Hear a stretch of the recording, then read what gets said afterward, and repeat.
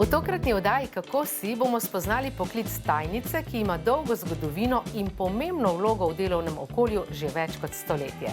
Z nami bo Metka Resnik iz Mestne občine Krško. Vabljeni k ogledu.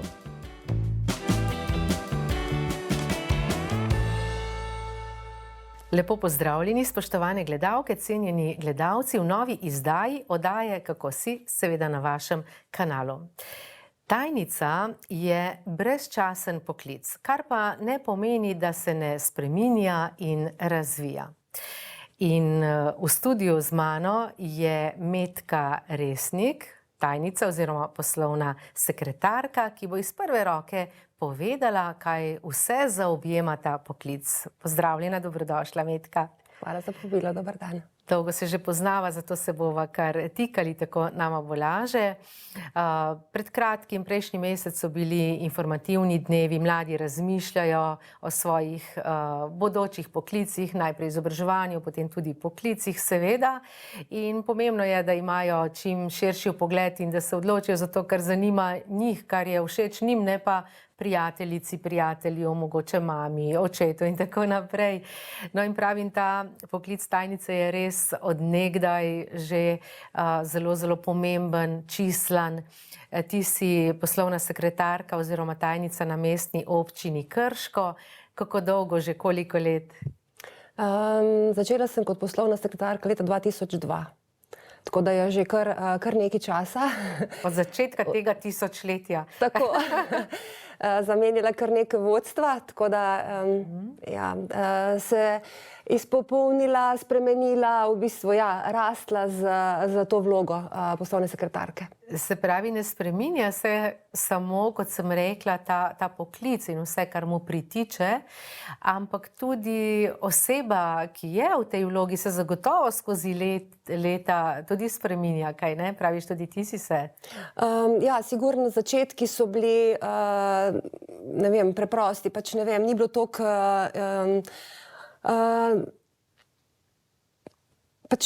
začetku je bilo pač vse pisno, ne vem, si prišel pošto, si dvigoval telefone, vse to se z leti nadgrajuje in spreminja, novi programi, nov način. Tudi sama vloga poslovne sekretarke v smislu, da je bilo to včasih, ne vem, si samo kuhal kavo, ne, je zdaj to nekaj bistveno drugače. Je to samostojno vodenje nekih projektov, timsko delo, bistveno več se zahteva od poslovne sekretarke, kot je bilo to seveda pred desetletji. Ja, zagotovo delo širše in tudi zahtevnejše, odgovornejše. So bile to tvoje otroške sanje? Se mi zdi, da vse deklice, torej ženske, ko smo bile deklice, smo imeli neke sanje, kaj bi bile. Ena je rekla, jaz bi bila frizerka, trgovka, učiteljica, zdravnica. Jaz kot mala deklica sem vedno govorila, da bom bila tajnica. Res? Res. In potem sem v bistvu, moje prvi izkušnje so bile, ko sem končala osnovno šolo, me je oče vzel s sabo v svoje podjetje in sem tam veselo raznašala fizično pošto po oddelkih.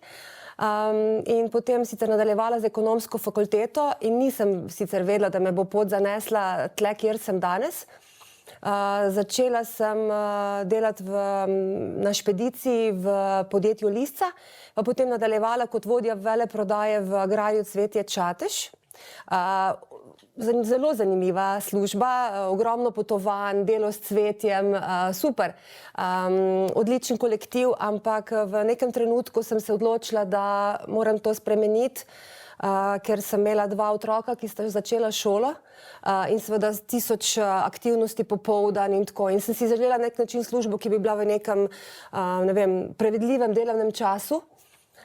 In sem pristala na občini Krško. In šele takrat, ko sem začela delati kot poslovna sekretarka, sem ugotovila, da je to v bistvu moja tisto top izbira. Da je to tisto, kar je dejansko meni pisano na kožo in kar delam s srcem in strastjo. In šele ko začneš delati poklic, ki ga res delaš tako s strastjo, potem si lahko v njem dober. In zato jaz polagam vse tistim, ko grejo na te informativne dneve, da res najdejo, da preverijo vse, da iščejo nekaj, kar jih resnično veseli, ker potem so lahko dobri. V mojem času je pač, kam bom šla na fakulteto, je bilo pač ekonomska, zato ker v ekonomskem poklicu boš potem najdla službo. Ja, ker takrat pač ni bilo služb in si pač mogoče izbral izobraževanje usmeri, da boš lažje prišel do službe, ampak ne vem, ne sledijo svojim sanjam in vpišejo tisto, kar jih resnično veseli.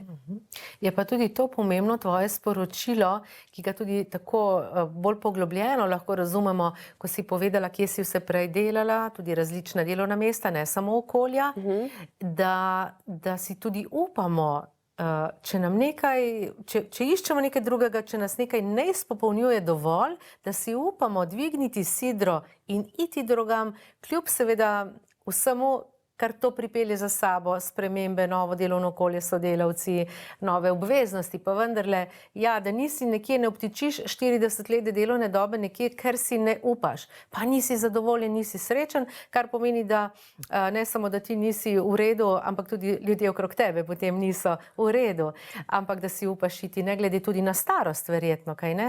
Tudi na starost, pa tudi, ne vem, meni se zdi zelo pomembno, ko se zjutraj vstaneš, zbudiš in veš, da moraš iti v službo, da rečeš, ok, super. Danes imam pa ta projekt, pa to bom naredil, pa ta stranka, da greš z veseljem, ne da je že kepa v želodcu zjutraj, ne. Isto je z izobraževanjem, sej pač gradiš se, rasteš in moraš in se pravi, se odločiš za novo službo, če v tej nisi srečen in tudi, če si v njej srečen, pač delaš ogromno na izobraževanju in napreduješ, se izboljšuješ in potem je vse skupaj še lažje.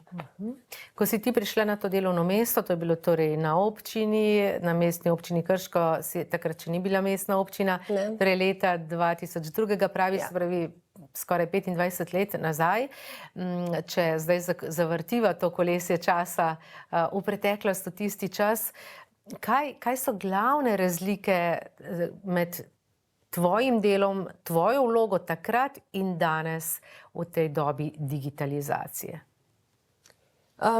Definitivno je, ne vem, recimo že sam ChatGPT, ne, vedno nas s tem prestrašijo, ja se zdaj, ko pa bo to, ta umetna inteligenca, potem mogoče niti poslovne sekretarke ne bomo rabili. Jaz sem zelo prepričana, da to pač ne morete zamenjati, ne, je pa seveda ogromen pripomoček k temu, da si lahko ti na svojem delovnem mestu boljši. Ne vem, jaz sem primer, potrebovala sem napisati eno zahvalo, bom povedala, duhovniku. In ko sem razmišljala, na kak način naj to zdaj, in potem vteče stranke in porabila sem kar nekaj časa, da sem sestavila neko zahvalo in potem sem rekla, ok, zakaj pa ne bi vprašala ChatGPT in sem. In seveda preberem vedno, kaj on napiše, oblikujem potem po svojimi besedami še. Ampak, ko je bila ta zahvala poslana, čez nekaj dni je prišlo nazaj informacija, da, wow, župan, to ste pa tako lepo napisali. Zveda sem to za župana, ne, v njegovem imenu. Ampak ja, prepoznali so, da je neki drugač, da je neki boljši. In se mi zdi, da... Se pravi, neko pravo sodelovanje, ravnovesje je pomembno, takrat pred 24-25 leti tega ni bilo, torej vse na roko in z lastnim umom, zdaj se da to seveda veliko dozo, mero kritičnosti pa tudi vključiti, praviš, ampak še vedno je pa tukaj človek. Jaz tako mislim, da pač ta umetna inteligenca nas ne bo zamenjala, bo pa sigurno zamenjala tistega, ki jo ne bo uporabljal. Ker na nek način ostaneš potem v ozadju, če ne slediš vsem trendom. In zato se meni zdi ta izobraževanja tako pomembna, da se jih res udeležuješ, da res spremljaš vse, ker to te bogati tebe, izboljšuje tebe, pa tudi na nek način si v koraku z vsemi ostalimi, ker če ne te prehitijo. Ja, ta sodobna torej znanost, ki je pripeljala vso to tehnologijo, je pomembna seveda, ampak na, tako kot sva rekli, pravi zreli način. Pred kratkim sem poslušala nagovor doktorja Dana Podjeda in mladim, nagovarjal je mlade in med drugim je rekel, da se dnevno dotaknemo telefona 2617 krat. In potem vprašanje, kolikokrat pa se človeka? Tako da zagotovo tudi v poslovnem, delovnem okolju še vedno človek tisti, ki je in mora biti najpomembnejši, kaj ne? To je pa tisto, kar je meni zelo pomembno. Delam v javni upravi in jaz vem, s kolikimi papirji in vsemi temi se pogovarjamo oziroma ukvarjamo vsak dan. In potem, ko pride stranka, ko nima izkušenj s tem, in meni se zdi zelo pomembno, da jo sprejmeš, da si prijazen, da jo poslušaš, da ji pomagaš, ne da sem rečeš, gospa, to ne delamo pri nas, pejte v sobo 206. Ja, sej ne poznajo. Zato je to se mi zdi zelo pomembno, da si prijazen, komunikativen, da imaš delček empatije v sebi in da pač probaš pomagati, ker v končni fazi smo mi tam zato, da pomagamo našim občanom. Ne? In tisti prvi stik nekoga z nami je seveda zelo pomemben in ne moreš popraviti tega prvega vtisa, če... Tega ne moreš narediti drugič. Tako, ja. Ne moreš ga zradirati, izbrisati. Se pravi, da te vrednote, osnovne vrednote, manire ostajajo, tako takrat v preteklosti so bile, kot so tudi danes, kot si rekla, prijaznost, spoštovanje in tako naprej. Se pa dodaja kar neke nove kompetence. Ta digitalna pismenost že je med njimi. Ja, pa tudi, ko postopoma, ko ti rasteš z podjetjem, ko na nek način dobiš zaupanje vodstva, potem ti dodatno s tem pridobiš tudi neke nove obveznosti, ne vem, te vključijo v neko timsko delo. In ko vidiš, da recimo sprejmajo tvoje, ko predlagaš neko zadevo in ko jo sprejmajo, dobiš mogoče, saj jaz dobim potem nov motiv, nov zagon in iščem nove variante za izboljšave nečesa, ne vem. Nov način, kako rezervirati službena vozila, recimo, da je to bolj enostaven za vse, da je bolj pregleden. Pač, ko imaš potrditev vodstva za tvoje delo, da je res tisto, da vidiš, da ti zaupajo, da te spoštujejo, potem je to vse lažje. Se pravi, to zaupanje, to spoštovanje v odnosu, recimo tajnica oziroma poslovna sekretarka in pa vodstvo, vodja je izjemno pomembno. Kot spremljam, opazujem to, vidim, da pri vas to kar je, da župan resnično ceni in spoštuje to vlogo in to delovno mesto in torej tebe kot osebo. Jaz imam pač specifiko na mojem delovnem mestu, ker vsaka 4 leta lahko pride novo vodstvo. Ker z volitvami pač dobiš novega šefa. In znova se moraš potem na nek način dokazati, da si vreden zaupanja, ker to je zelo pomembno, ne, da ne odhajajo informacije, tudi če je to druga politična opcija. Ne.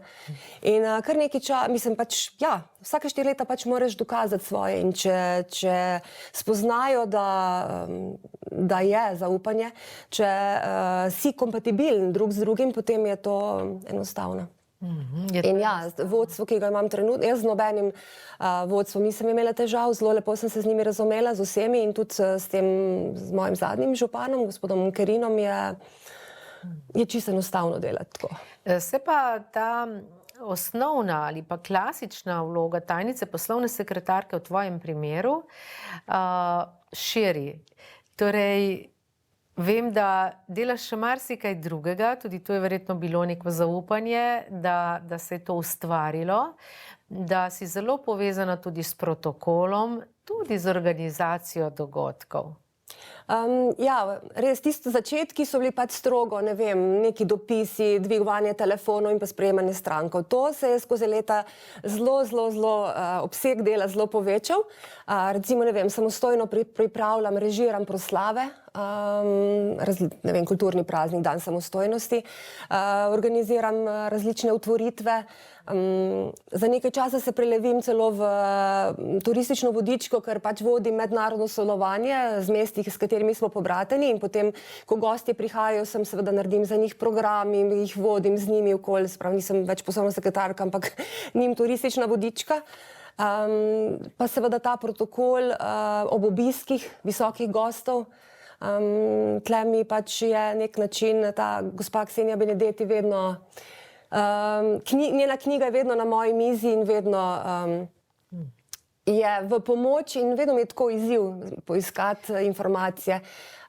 Ja, protokol se tako spreminja, ampak je pa živ, vsak dogodek, vsako srečanje prinaša nekaj novega, unikatnega in znajti se v teh novih trenutnih razmerah je zelo pomembno, gre kaj lahko tudi narobe, kaj ti zanimivo je, marsikdo misli, da to je pa res z levo roko tako preprosto, ti, ki to delaš, veš, da je zadaj zelo veliko načrtovanja.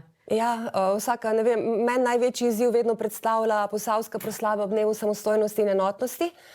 In vsak detajl, kje bo stala zastava, kje bo stal šopek, kje bo stala voda za govorca, vsak detajl, da je prva vrsta polna in potem, ne vem, se zgodi, da pač gosta, ki je potrdil, ga ni, sedi v prvi vrsti, prva vrsta mora biti polna in potem seveda iz publike potegnem nekoga, ki v tistem trenutku, minuto pred začetkom, ne bo vprašal, zakaj moram jaz tam sedeti, ki ne bo kompliciral, ki je pač primerno oblečen za prvo vrsto. Vse to so taki detajli, ki jih moraš, ne.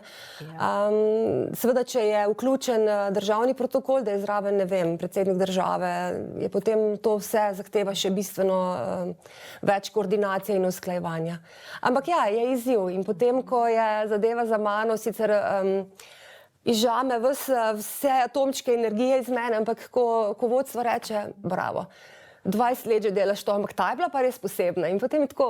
In rasteš, ne? Za vsako je posebna, se pravi boljša kot prejšnja in to ti je verjetno tudi motivacija. Za naprej, ja. Za naprej. Se pravi, bi ti bilo danes verjetno dolgočasno, če bi bilo tvoje delo samo klasično v pisarni, ampak je ta dodaten čar, daje ravno vse to zraven, ta dinamika, ki pride tudi s tem. Tudi takrat, ko kaj ne gre tako, kot si zamisliš, a ne, to veš samo ti. Ja, vidijo sicer, zdaj me že tako dobro poznajo vodstvo, da vidijo na obrazu, na izrazu obraza, da nekaj ni bilo v redu, čeprav oni sploh niso opazili in potem vprašanje, kaj je bilo pa narobe. Ampak oni ne opazijo.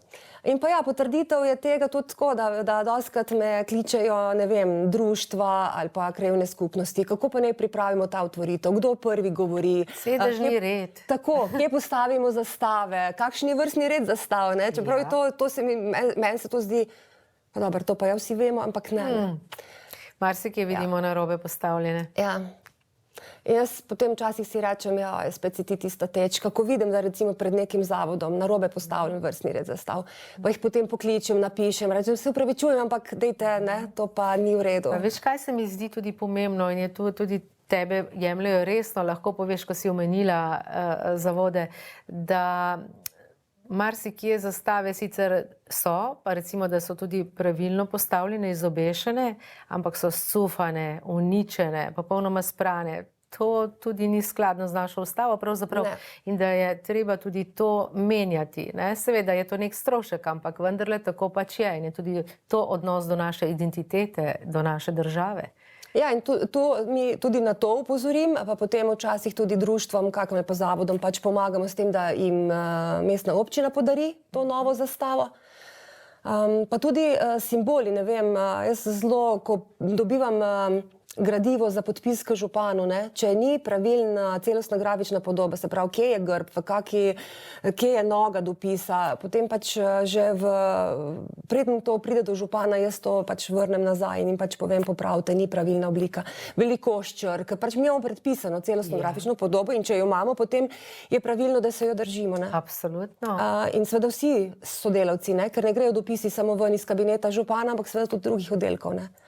Tukaj ne gre samo za individualno odgovornost posameznika, a je to ena oseba iz nekega oddelka, a je to župan, kdorkoli, ampak hkrati tudi kolektivno odgovornost cele organizacije, katere del smo in na nekem dopisu, če smo podpisani, predstavljamo tudi to organizacijo.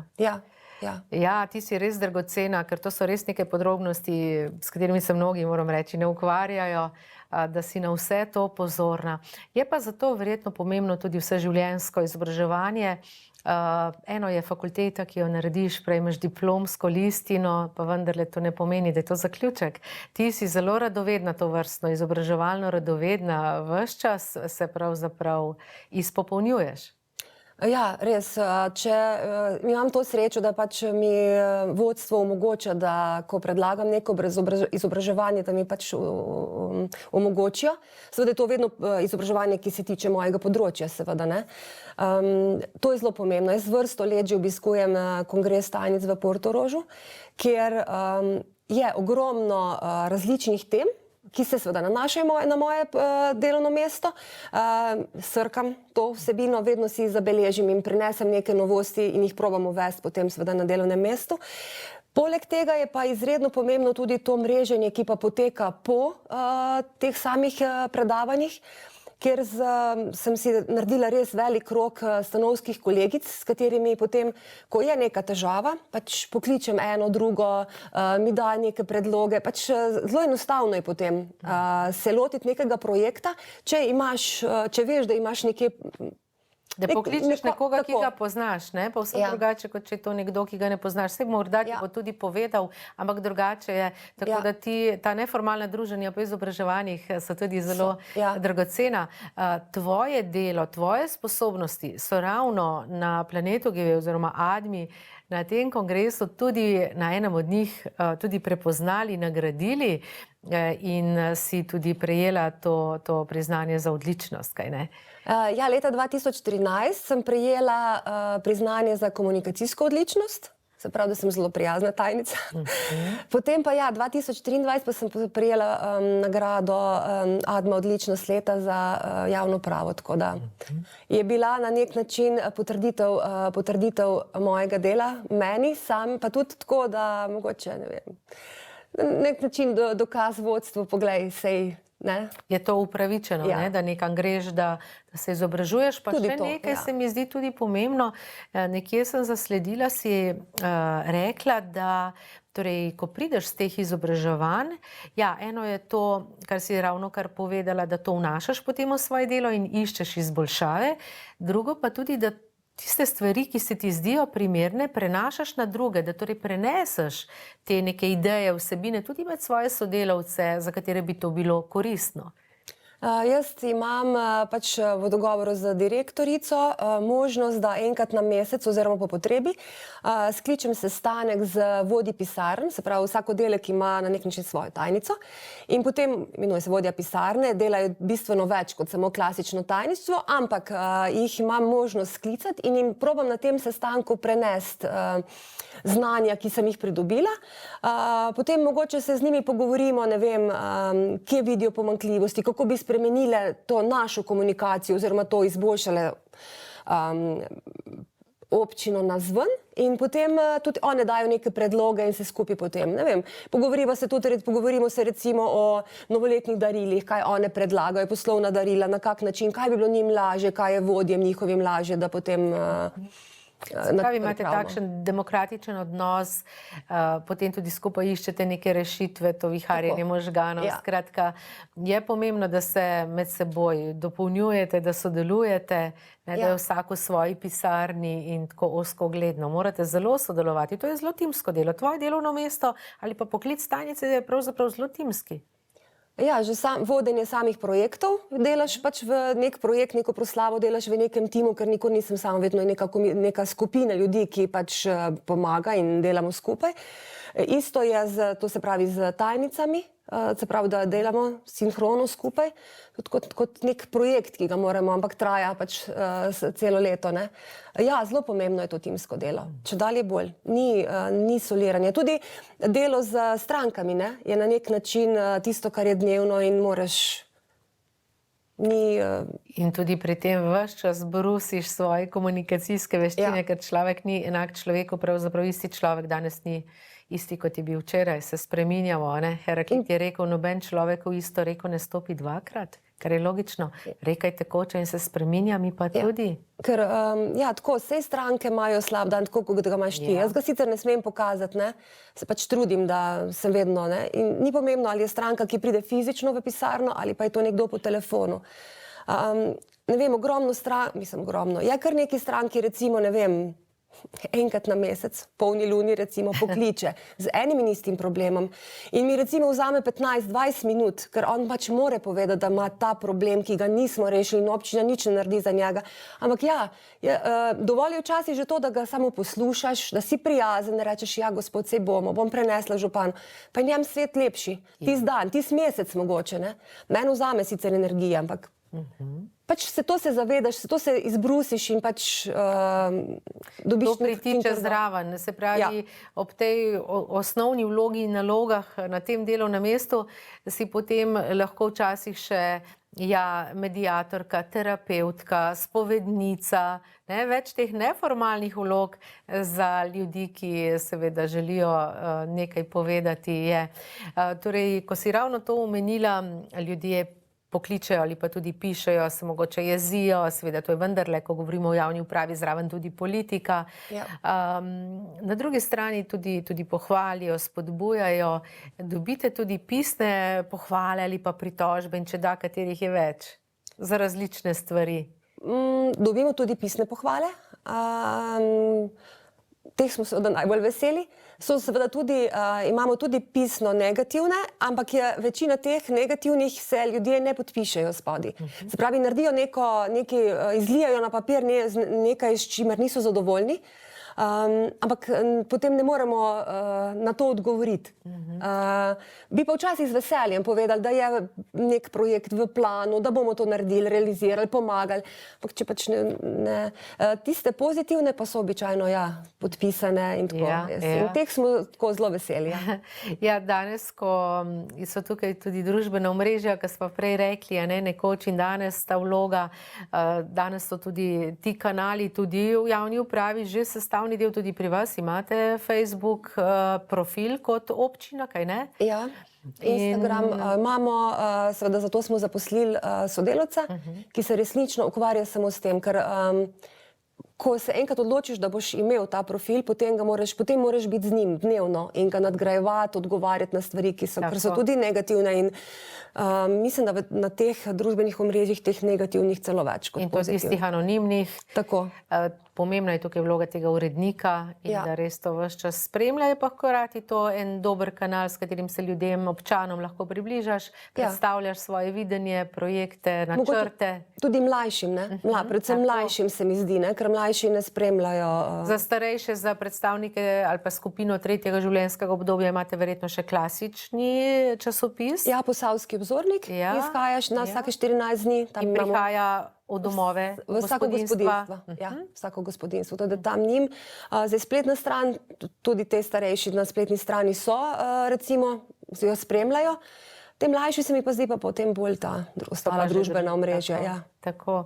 Skratka, je pomembno, da se zaobjame vse občane in občanke. Ja.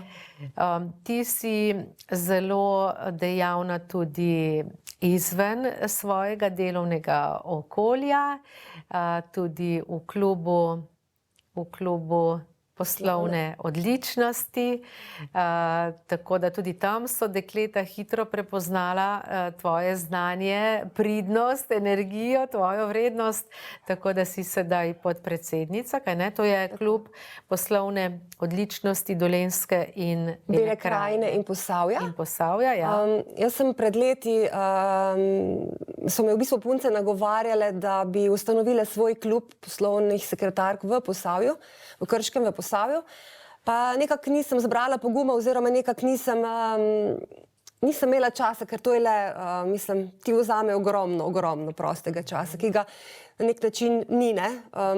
In potem sem v nekem trenutku rekla, ok, mogoče pa se lahko povežemo punce Posavke z klubom, ki že obstaja v Novem mestu.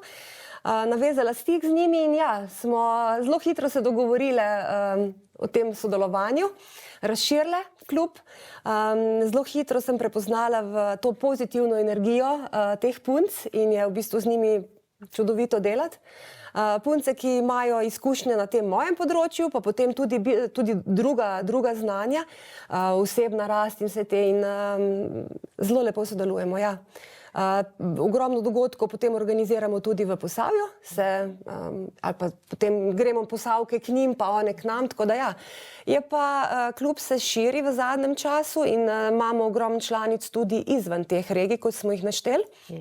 Ljubljana, ne vem, Koper, Prekmurje, tako da Maribor, res, tako zelo vesele smo, da se širi. Tudi odprle ste vrata na široko, omenila si klub poslovnih sekretark še prej, potem to preimenovanje, tako da danes je to res stičišče različnih pravzaprav poklicev, pa tudi ni več samo žensk, imate tudi nekaj moških članov? Ja, tudi nekaj moških članov, ki so prepoznali našo energijo. Vidiš ti v tem klubu tudi dodano vrednost za svoje delovno mesto, za torej in ta poklic, torej tajnice, poslovne sekretarke? Ja, tako kot sem rekla, to mreženje, ki ga imamo po različnih izobraževanjih, je nek način nekaj, kar dobiš za to osebno rast in isto je s klubom.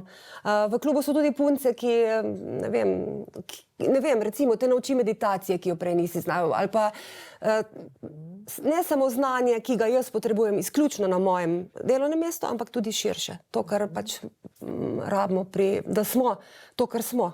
Da lahko potem kakovostno svoje delo upravljamo. Tako, ja. Se moramo kar veliko, vse bolj pravzaprav v teh zahtevnih razmerah ukvarjati tudi s sabo. Ja. Kaj bi rekla, če bi lahko kaj izpostavila, je najtežje pri tvojem delu? Mogoče ta komunikacija z strankami, ko res se moraš potruditi, da si res vedno vljuden, prijazen, da imaš to čutje za empatijo. In teh strank je vedno več, ki prihajajo tam in zahtevajo nekaj. Mi imamo pač 28 000 občanov in potem oni, vsak od teh, ima neko težavo, ima nek predlog, ima nekaj, kar misli, da bo lahko izboljšal in vsak na nek način želi priti do župana. Ne vsi seveda, ampak ja, veliko. In župan je samo eden in zdaj ta koordinacija med vsemi temi, imamo sicer 2 podžupana. Imamo direktorico, ki jih probam potem občane usmeriti drugam, ampak zdaj skombinirati moram koledar vseh teh mojih 4 šefov in potem še vse te občane. In včasih je to tisto, kar mene recimo izčrpa. Bolj kot me izčrpa, ne vem, obisk 30 gostov iz pobratnega mesta, kjer moraš še govoriti v tujem jeziku. Ali pa organizacija proslave, kjer veš, da bo 550 ljudi v dvorani, ki mora biti zadovoljnih, da mora biti za vsega nekaj. To je v bistvu tisto, kar mene energijsko recimo izpije. To včasih nerazumevanje, kako ne morem do župana, jaz volil sem ga, zdaj pa ne morem, ampak 28 000 praviš jih je in zato pa so tudi podžupani in strokovne službe in tako naprej. Kako pa si v takih trenutkih pomagaš? Praviš, to ti spije veliko energije. Kako se prej ali pa pripraviš ali kako si potem pomagaš? Je to tudi je neko dihanje, meditacija, neke pozitivne... Ja, ogromno je tega, kar nas učijo, kako lahko to narediš v pisarni, se pravi na svojem stolu in potem, ne vem, ampak včasih to preprosto pozabiš, tako da jaz potem ne pozabiš tehnike, ampak pozabiš v tistem, kar je veliko vsega. Jaz se sproščam tako, da grem v naravo, ogromno hodim, družim se s prijateljicam, se pogovarjam, včasih je čisto enostavno poklicati prijateljico in napisati, joj, tam si bilo pa to, res ni moraš misliti, kaj je gospod rekel. In je potem, ne vem, svet takoj lepši. Seveda prosti čas, ne vem, tudi igrala sem v gledališču. To je bilo tudi tako čisto preprosto. Počel si v gledališče, kjer si se postavil, spremenil v vlogo, ki si jo igral in tam te noben ni vprašal. Ničesar o politiki, ničesar o županovem koledarju, bil si nekdo drug in to ti je tudi da neko dodatno. Pa seveda ta prosti čas, koliko stane, ga preživljam z svojo družino, z vnuki, oni pa nafilajo. In pošteno je to, ker kljub temu, da te napolnijo z energijo, to ne pomeni, da jo imajo potem oni zato kaj manj. Oni je še vedno imajo veliko, ne? Ja. Se pravi, da to delovno mesto, kot si že vmes tudi rekla, jaz moram biti prijazna, je res takšno, da je ves čas izpostavljeno in da ne glede na to, a je to po 7 urah dela ali je zjutraj po 5 minutah, moraš ohranjati to ustrezno raven odnosa, kaj ne? Ja, pa tudi sam način, recimo, ne vem, župan ima ogromno aktivnosti oziroma dogodkov, na katerih mora biti tudi popoldan, vikendi, prazniki. In zdaj dobra poslovna sekretarka pač je odziv na 24/7, se pravi tudi, če mu jaz stvari pripravim, da gre on na nek dogodek, še zmeraj moram biti pripravljena, da ne vem, se je nekaj spremenil, zadnje 3 minute in moraš pač vskočiti, kot je pač potrebno, ne. In to vse, se pravi, zato sem rekla, ni vedno prosti čas, ob 3 jaz končam, pa je konec, ni. Ali pa se zvečer spomnim, joj, mogoče bi pa lahko to izboljšal na tak način. Pa si zapišem, si pošljem neko opomnik in potem naslednji dan to skozi v bistvu razmišljaš o... To je to, kar si rekla, ker to delaš s strastjo, ker ko prideš na delovno mesto, kjer res uživaš, imaš to delo rad, potem je to tako, potem verjetno res ne izklopiš, ko je ura toliko in toliko. Ker preprosto je Lepo. Lepo, ja. Preprosto je lepo. Ja. Če sem te vprašala prej, kaj je najtežje, pa vprašam še, če bi pa lahko en biserček izpostavila, kaj pa je najlepše pri tvojem delu? Najlepši je tisti del, ko narediš dogodek, recimo, ne vem, zaključim proslavo in gre vse tako, kot sem si zamislila, in potem, ko vidiš odziv ljudi, ko pridejo zraven, reče, joj, to je bilo zelo super. Ali pa, ne vem, ta izbor programa je bil pa odličen, ali pa izbor slavnostnega govornika je bil. To potem odziv ljudi, ali mogoče te zahvale, ki jih dobiš, pisne, pohvale, ali pa potem odziv občanov, ko pride do tebe pa reče, tako potrpljajo, super, to je bilo pa super. Pa seveda ta del, ko pride vodstvo do tebe pa reče, hvala za tole, super je bilo. Zdaj si eno pomembno temo načela. Ta povratna informacija, kot prvo, da sploh je zelo pomembna. In pohvala, ki je smiselna, ki je na pravem mestu, ki je realna, ti res lahko da dodatno motivacijo. Pomembno je, da znamo pohvaliti. Zelo pomembna je ta pozitivna pohvala, jaz pa mi je pomembno tudi ta negativna, se pravi kritika, da ti nekdo pove, veš, to pa mogoče, dajmo drugo leto probati. Jaz to potem predebatiram, premislim, ne vem, se z to skupino, s katero delamo nek dogodek, pogovorim, kaj pa vi mislite, in potem, ja, niso vse kritike, pač kritika, sem zato, ker pač more... Ni vsaka kritika kritizerstvo, to je velika razlika. A delate vi po teh dogodkih torej neke evalvacije, skratka, da se dobite, ali pa tudi, če ti to sama delaš, da pri sebi potem razmisliš, kaj se je tebi zdelo v redu, kaj bi lahko bilo drugače, da naslednjič ne bi tega naredila tako, oziroma da bi boljše? Jaz po dogodku si vzamem neki dni, da to nekako se usede. Kar naredim je to, da se vedno zahvalim skupini, sodelujočim, mogoče čist preprost mail, hvala, zaradi vas je bilo to popolno, ne vem, tako. Potem pa ja, to ožjo skupino, s katerim pa smo delali dogodek, pa seveda pokličem in se pogovorimo in vsak pove svoje mnenje in ja, naredimo neko evalvacijo, ki je potem, jo si zapišem in potem pri naslednjem dogodku to potegnem ven, recimo od lanskega leta, in vidim opombe, ki smo jih imeli, in to seveda vnesem v ta drug del. To je zelo dobra praksa, kajti velikokrat tako, ko po dogodku ali pa po kakšni drugi zadevi nekaj sami pri sebi rečemo, to bi pa lahko boljše, to bi pa lahko drugače, takrat se tega zavedamo, ampak po enem mesecu, kaj šele enem letu, to pozabimo, je prav, da je to zapisano. Jaz si to zabeležim, te opombe, ki mi na nek način potem pri drugem pomagajo, da je boljše. Grem tudi, naredim seveda to finančno konstrukcijo, vedno to moramo, to je obvezen. Zelo rada pa se udeležim kakšnega dogodka izven naše občine, kjer vedno potem to mi omogoči vodstvo, tudi ne vem, obisk proslave v Cankarjevem domu, kulturni praznik, recimo nazadnje sem bila, kjer na tem nivoju vidim potem neke novosti, mogoče lahko kaj od tistega potem vnesem v moj dogodek, v mojo proslavo. Torej vidimo nekaj, kar je dobro, učimo se tudi iz napak drugih, pa iz lastnih napak. Recimo ta primer, ki si ga prej omenila, lahko res mnogim pomaga, ki se s tem ukvarjajo, ko si rekla prav sedež, kjer je sicer namensko rezerviran za nekoga, pa potem te osebe ni, ali pa da sta celo to 2-3 osebe, je res že velika luknja, tudi zaradi snemanja, fotografiranja, občutka drugih ljudi in tako naprej. Verjetno se tudi to naučiš iz napake, da prvič se ti to tako zgodi morda, da potem pa že veš, kaj je treba narediti in naslednjič narediš to, kar si ti rekla. Torej je to nekdo, ki veš, da ne bo takrat spraševal, da je primeren, da je primerno oblečen, da se bo znal obnašati in ga hitro. Ja, mi smo imeli tudi kar nekaj takih primerov, zato vem, kako zelo je to pomembno. Zelo hitro moraš v tistem trenutku odreagirati. Še težje je, ko je zraven, ne vem, res nek visok gost, in potem... Je pa ta protokol in bonton, vedno je dobro, da sta obe strani osveščeni to vrstno, da to poznata. Ker tudi, če ti nek gost potrdi, da bo prišel, ti zanj torej predvidiš, kje bo sedel. In torej ena možnost je, da ne pride, pa je to, kar smo prej rekli, druga možnost je, da pa pride, ampak pride še z nekom.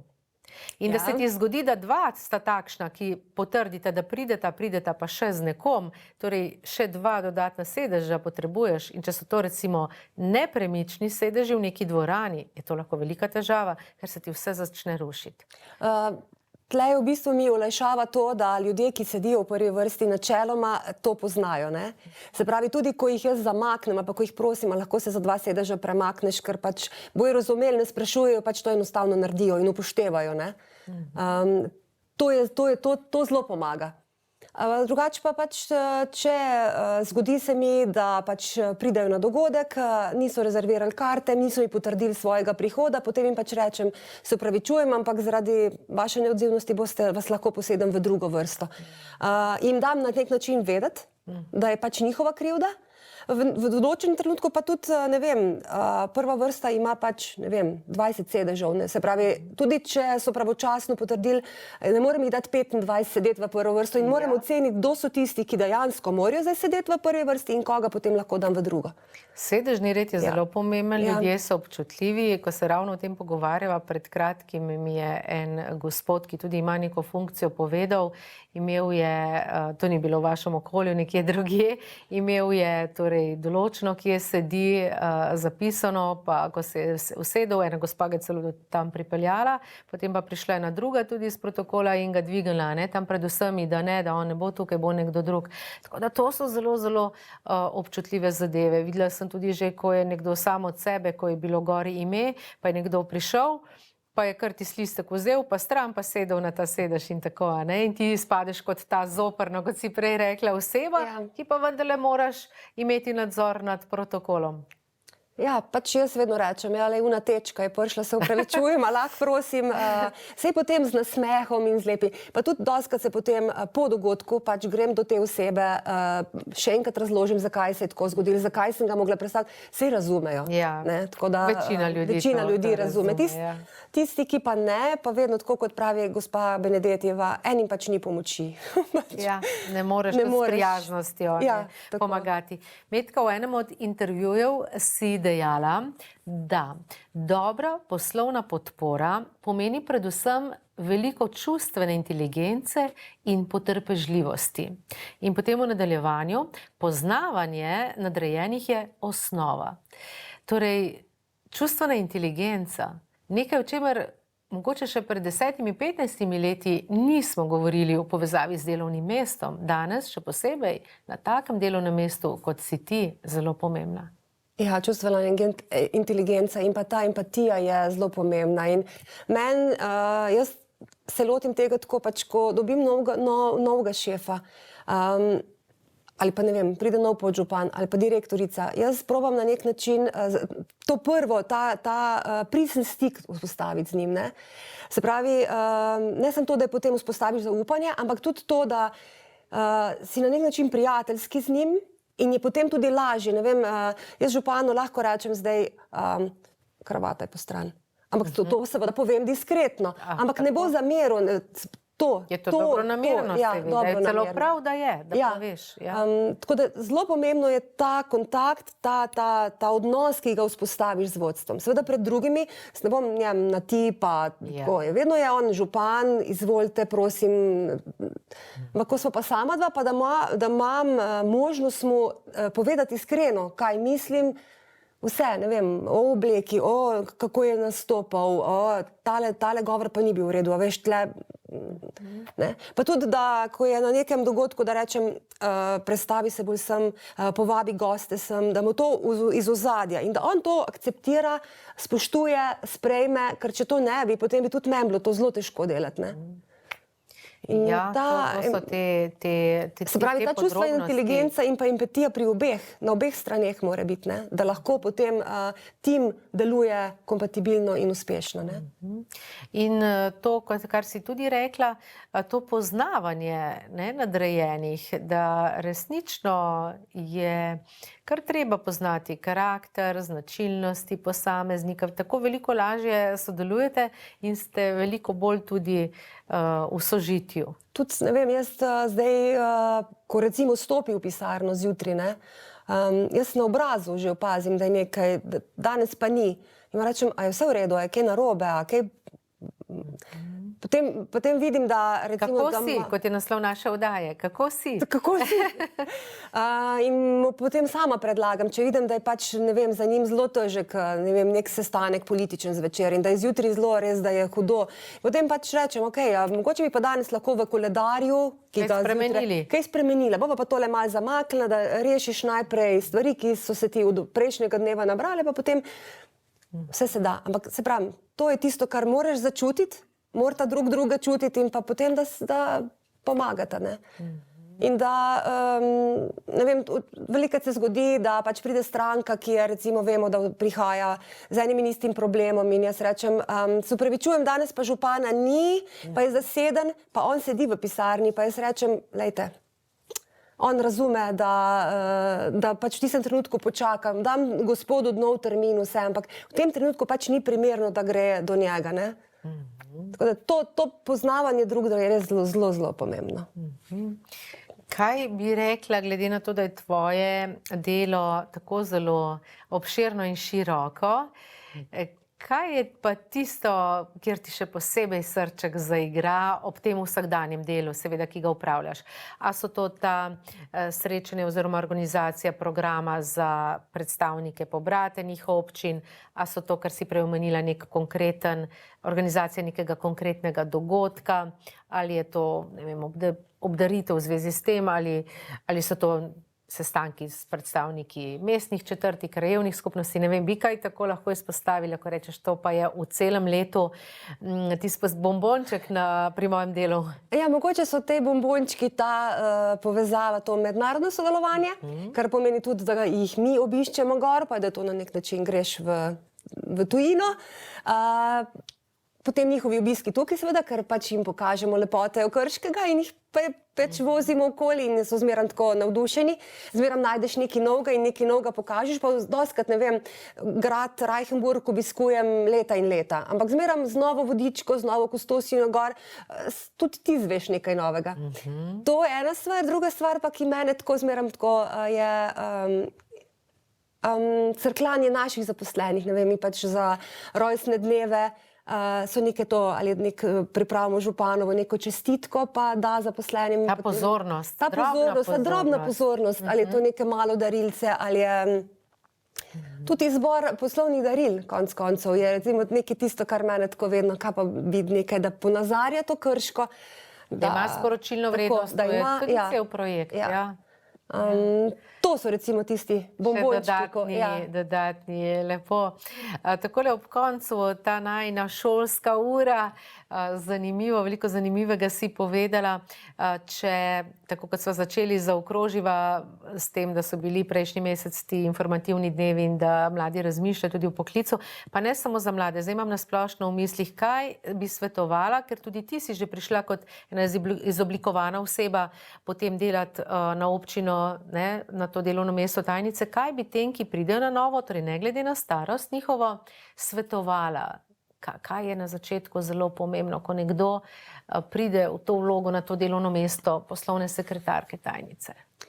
Da, mogoče v vsakem primeru najprej je pomemben ta odnos, ki ga vzpostavi ne samo s svojim nadrejenim, ampak s celotnim vodstvom, s celotnim kolektivom, se pravi zaposlenih, ker vsak od njih ima ogromno znanja, ki ga ti v tem trenutku, ko prihajaš na novo delovno mesto, nimaš.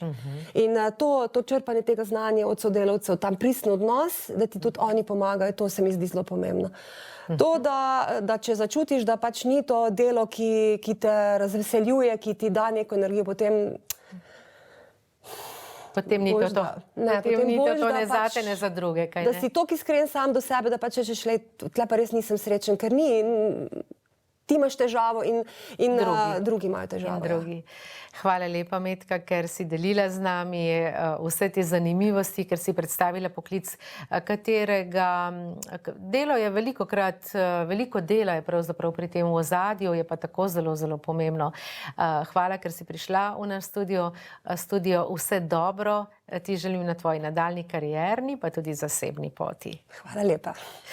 Tako in tudi vam, spoštovane gledalke, cenjeni gledalci, hvala za spremljanje. Ja, pomembno je, da gremo z veseljem v službo in da, ko zapremo vrata pisarne oziroma delovnega prostora, kjer pač smo, tudi takrat to naredimo z nasmehom na obrazu in čim več takšnih priložnosti, dni in delovnih let vam želim. Srečno in vse dobro do prihodnjič.